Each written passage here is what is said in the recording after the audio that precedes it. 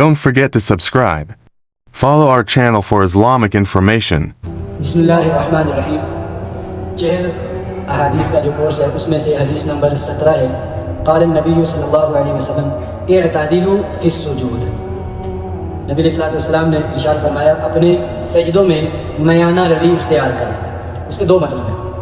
एक मतलब इसका ये है कि पहली रकात के सजदे और दूसरी रकात के सजदे, यानी हर रकात के सजदे उनमें मयाना रवी हो, बराबर हो। ये ना हो कि पहली रकात में सजदे बहुत लंबे हैं और दूसरी रकात के सजदे बिल्कुल ही मुख्तसर हैं। एक ये बात। तो फरमाया कि इसमें मयाना रवी हो, जैसे पहली रकात में आप सजदे कर रहे हो वैसे ही दूसरी रकात में भी सजदे करो। और इसमें दूसरा मतलब मुहद्दिसीन ने ये फरमाया है कि आम जलवत के अंदर आम जब नमाज सामने पढ़ी जाती है, जमात के साथ होगी, जमात की बाकी सुन्नतें हैं, तो उनमें मयाना रवी होनी चाहिए। ना बहुत लंबे होने चाहिए सजदे, ना ज़्यादा मुख्तसर होने चाहिए। हाँ, अगर आदमी अपनी नवाफिल तन्हाई में रात के वक्त में पढ़ रहा है तो वो जैसे मर्जी वो पढ़ सकता है, चाहे एक ही सजदे में सारी रात गुजार दे, वो उसको इख्तियार है। लेकिन आम रूटीन में जो लोगों के सामने नमाज हम पढ़ते हैं उसमें हुक्म यह है कि मयाना रवी होनी चाहिए, एतदाल होनी चाहिए।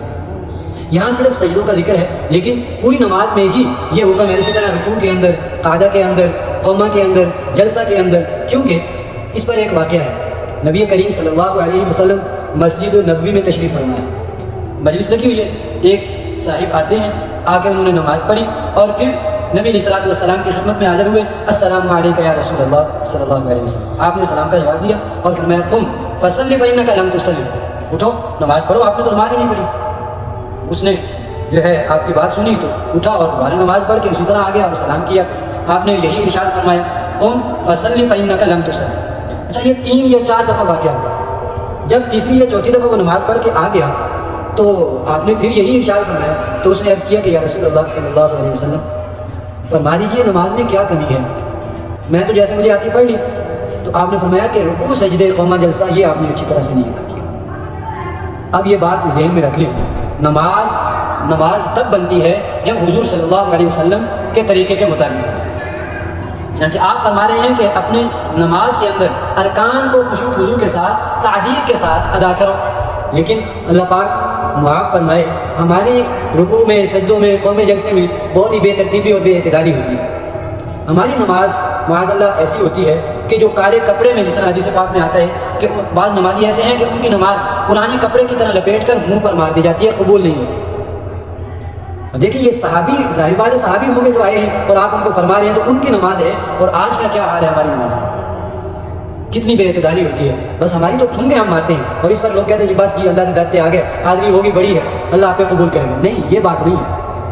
पहले हम उस तरीके के मुताबिक अल्लाह का हुक्म पूरा तो करें, फिर अल्लाह से उम्मीद लगाएं। यानी कि मन मर्जी करें, जो अल्लाह के रसूल ने तरीका दिया है उस तरीके को भी छोड़ दें और कहें अल्लाह कबूल कर देगा, ये नहीं हो सकता। तो इसलिए तादील अरकान की ज़रूरत, ये ज़हन में रखें कि सजदे में इतनी देर रुकना के तमाम आज़ा पुरसुकून हो जाए, ये फ़र्ज़ है। और एक दफ़ा सुब्हान रब्बियल आला सजदे के अंदर या एक दफ़ा रुकू के अंदर सुब्हान रब्बियल अज़ीम, इतनी मिक़दार ठहरना ये वाजिब है। और 3 दफ़ा के मिक़दार तक रुकना ये है सुन्नत है। ये तो हमारी नमाज तो सुन्नत से भी पीछे है, फ़र्ज़ वाजिब तक का तो हमें वो भी ख्याल नहीं है, सुन्नत तो दूर की बात रहेगी। तो इसलिए इस बात का खुसूसी ख्याल रखा जाए कि जब हम नमाज अदा करें तो नमाज हमारी ऐसी हो कि अल्लाह की बारगाह में पसंद भी आ जाए। ये ना हो कि हमारे मुंह पे वापस मार दी जाए और अल्लाह के यहाँ काबिल कबूल ना हो।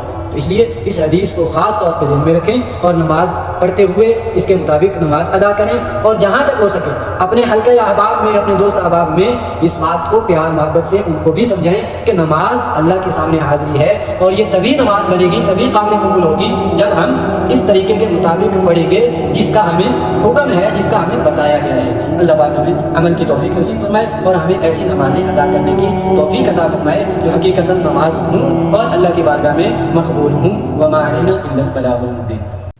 Follow our channel for Islamic information.